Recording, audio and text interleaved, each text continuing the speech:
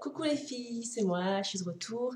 Donc bah, là, je vais en faire une petite vidéo pour vous parler du lissage brésilien encore une fois. Juste pour vous apporter quelques compléments d'infos parce qu'en voyant mes vidéos, je me rends compte que j'ai pas tout dit, donc c'est un petit plus aujourd'hui. Donc en fait, ça va pas durer très longtemps, je pense. C'était pour vous dire que moi déjà, avant de faire le lissage brésilien, mes cheveux étaient défrisés, décoloré et méché. Donc je vous montrerai des photos. En fait, en gros, j'avais les cheveux marrons avec des mèches un peu miel. Donc voilà, il y avait tout ça sur mes cheveux, sachant que les mèches et donc la décoloration, j'avais fait une semaine avant le lissage brésilien. Donc quand j'ai fait mon premier lissage brésilien, j'avais un peu peur quand même, puisque mes cheveux avaient quand même subi pas mal de traitements chimiques. Et, euh, et donc le coiffeur m'a bien dit que justement ça réparait les dégâts causés par le défrisage, la décoloration. Donc quand j'étais en salon, bah, j'étais super contente parce qu'effectivement, une fois que je suis sortie du salon, euh, mes cheveux étaient moins cassants. J'avais l'habitude de passer ma main dedans et j'ai pu le remarquer.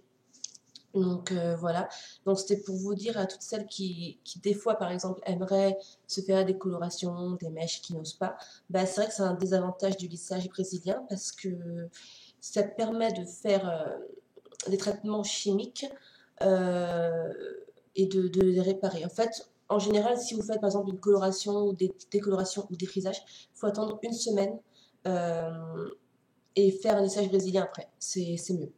Donc voilà, donc après, je vous encourage pas à faire des traitements chimiques, hein. Moi, je sais que j'ai arrêté, même si les mèches m'allaient bien, j'ai préféré revenir à ma couleur naturelle.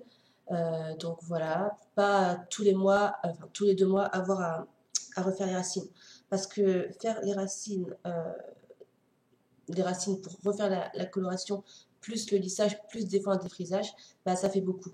Donc c'était aussi pour vous dire que moi, mes cheveux sont métissée, on va dire, parce que ma maman est chabine, donc elle est guadeloupéenne et elle est chabine, elle est beaucoup plus claire que moi. Donc elle a les cheveux frisés, bouclés. Et mon père, lui, il est black, donc il a les cheveux crépus. Donc mes cheveux sont quand même métissés, ils sont pas non plus super durs, ils sont pas très très crépus. Par contre, effectivement, j'ai une amie qui a les cheveux très crépus. Elle pratique le lissage brésilien, mais ce qu'elle fait, elle, pour que le lissage prenne bien sur ses cheveux, elle se défrise avant. Alors, elle ne garde pas le défrisage aussi longtemps, donc, par exemple, je crois que c'est 20 minutes. Elle le garde peut-être 10 minutes, un quart d'heure, mais pour bien détendre les cheveux, pour après avoir un bon lissage. Donc, s'il y en a, si quelques-unes d'entre vous ont les cheveux trop crépus et ont peur que le lissage ne fonctionne pas, vous pouvez aussi vous défriser les cheveux une petite semaine à l'avance en laissant le produit moins longtemps pour faire moins de dégâts, mais pour quand même détendre le cheveu et pour avoir un lissage brésilien impec. Donc voilà, moi c'est pas mon cas. Je l'ai fait une fois, mais je me suis rendu compte que si le coiffeur insistait bien sur mes longueurs, on avait à peu près le même résultat. Et moi, mon objectif à long terme, ce serait de... Je vais éternuer. Pardon. Ce serait de plus avoir de défrisage dans mes cheveux. Enfin, je coupe souvent les pointes, donc même si je les laisse pousser, je coupe souvent les pointes. Et donc, j'espère qu'à long terme, dans 1 an et demi, 2 ans, j'aurai plus de longueur lissée au lissage brésilien que de longueur défrisée plus lissage brésilien. Donc voilà. Aussi vous dire que si vous faites un lissage brésilien, on ne vous le dit pas dans tous les salons. Moi, mon coiffeur ne me l'avait pas dit. C'est mon ami, un ami à moi qui est coiffeur, qui me l'a conseillé. Quand vous faites le lissage brésilien, 3 jours après, enfin durant les 3 jours qui suivent, il ne faut pas tacher les cheveux. Euh, il ne faut pas, il faut les lisser matin et soir, donc avec le fer pour bien que le produit s'imprègne des cheveux. Et il ne faut pas du tout les mouiller pendant 72 heures.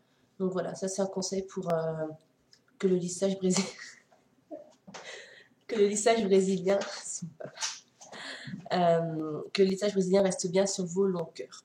Donc voilà, c'est à peu près tout pour aujourd'hui. C'était vraiment ça que je voulais vous dire. Moi, la première fois, j'avais mouillé mes cheveux au bout de 2 jours et je ne les avais pas lissés matin et soir. Et effectivement, le lissage brésilien était resté moins longtemps. Donc la deuxième fois, je l'ai fait. Je les ai pas tachés, je les ai pas mouillés. Je les ai lissés matin et soir à une température assez basse, mais pour bien que la kératine reste. Et c'est vrai que là, ça va faire 4 mois et ça a bien tenu. Donc voilà les filles, bon bah si vous avez des questions, et ben n'hésitez pas. Je voulais remercier toutes mes nouvelles abonnées, les anciennes. N'hésitez pas à vous abonner. Je vous fais plein de bisous. Ciao, salut, salut.